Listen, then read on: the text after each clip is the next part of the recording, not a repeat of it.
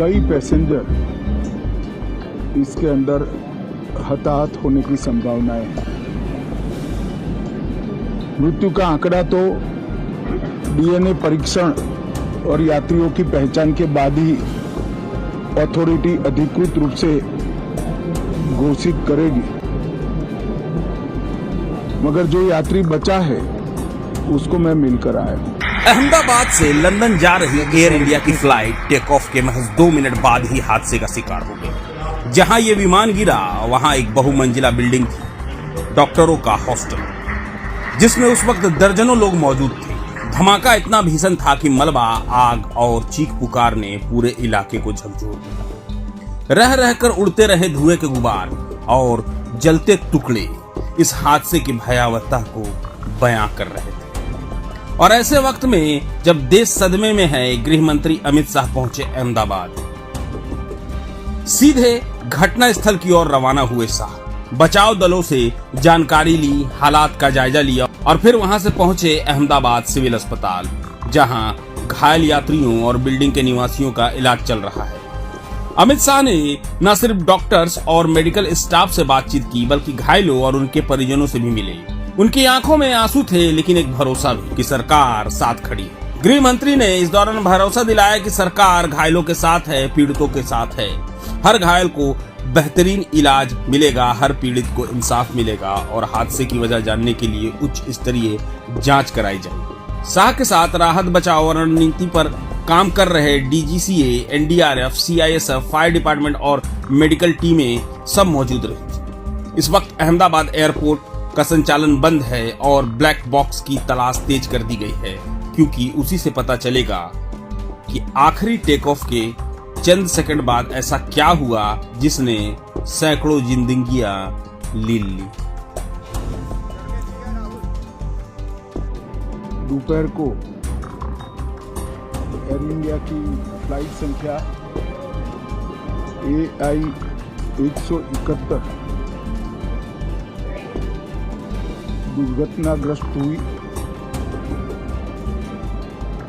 और कई पैसेंजर इसके अंदर हताहत होने की संभावनाएं हैं।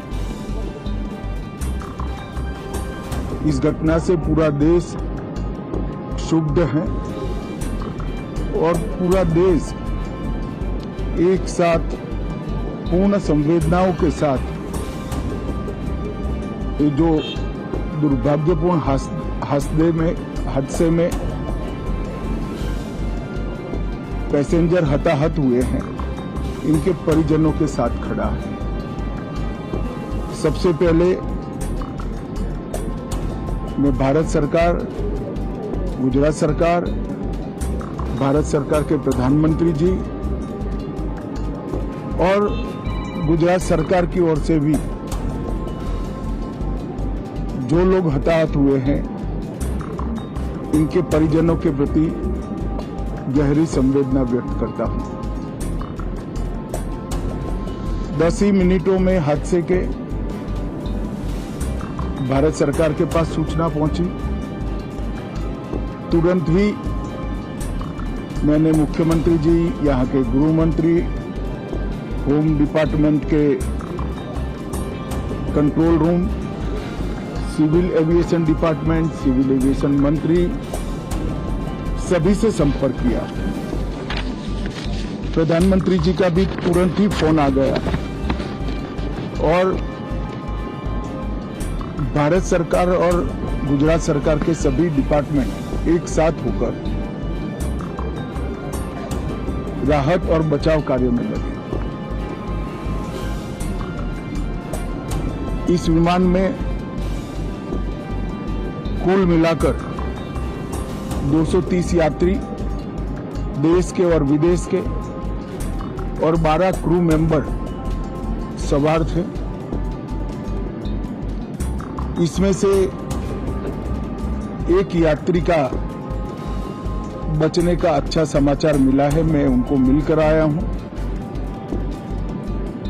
मृत्यु का आंकड़ा तो डीएनए परीक्षण और यात्रियों की पहचान के बाद ही अथॉरिटी अधिकृत रूप से घोषित करेगी,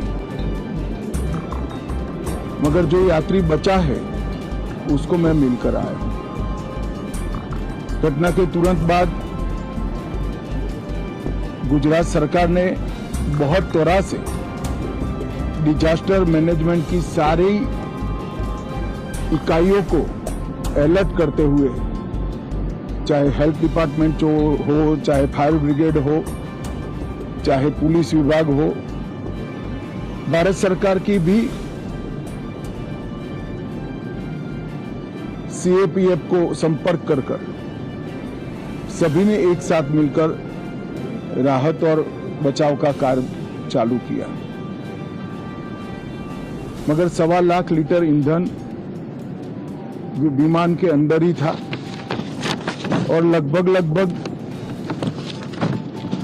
गर्मी तापमान इतना ऊंचा हो गया कि किसी को बचाने की मौका ही नहीं मिला। अब मैं घटना स्थान पर भी जाकर आया हूं। सारे यात्रियों के मृतदेह को बाहर निकालने का काम लगभग समाप्त हो चुका है। जितने यात्रियों के परिजन यहां पहुंच चुके हैं वो सबका डीएनए लेने की कार्यवाही भी 2-3 घंटों में समाप्त हो जाएगी। विदेश में जिनके परिजन हैं उनको सूचना देने की कार्यवाही समाप्त हो चुकी है और जैसे ही पहुंचते हैं उनके भी डीएनए सैंपल लिए जाएंगे और मृतदेहों की पहचान के लिए जितने मृतदेह मिले हैं इनके भी डीएनए सैंपल लेने की कार्यवाही समाप्त हो चुकी है। गुजरात में ही लगभग 1000 के आसपास डीएनए टेस्ट करने पड़ेंगे। ये सभी टेस्ट करने की क्षमता गुजरात में विकसित है, तो डीएनए टेस्टिंग के लिए कहीं गुजरात के बाहर जाने की जरूरत नहीं पड़ेगी। गुजरात की एफएसएल और नेशनल फॉरेंसिक साइंस यूनिवर्सिटी दोनों मिलकर कम से कम समय में डीएनए का परीक्षण पूरा करने के बाद परिवारजनों को अपना परिजन का मृतदेह सौंपने का काम करेंगे। उनके रहने की सुविधा, उनकी सांत्वना की सुविधा, जिनको मेडिकल प्रॉब्लम ट्रॉमा के कारण हुए इनकी मेडिकल की सुविधा, ये सारी व्यवस्था बहुत सुचारू रूप से हो चुकी है। अभी रिव्यू मीटिंग में सारी व्यवस्थाओं को हम सब मंत्रियों ने साथ में मिलकर देखा है।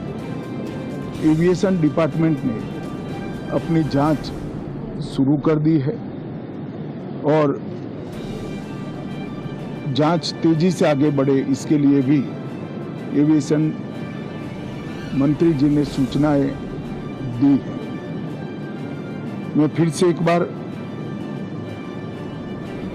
राहत काम में जिन एजेंसियों ने त्वरा के साथ बचाव और राहत का काम किया वो सभी का धन्यवाद करना चाहता हूं और फिर से एक बार जिन्होंने अपने परिजनों को गंवाया है, हताहत हुए हैं, वो सभी को मनपूर्वक संवेदनाएं व्यक्त करता हूं।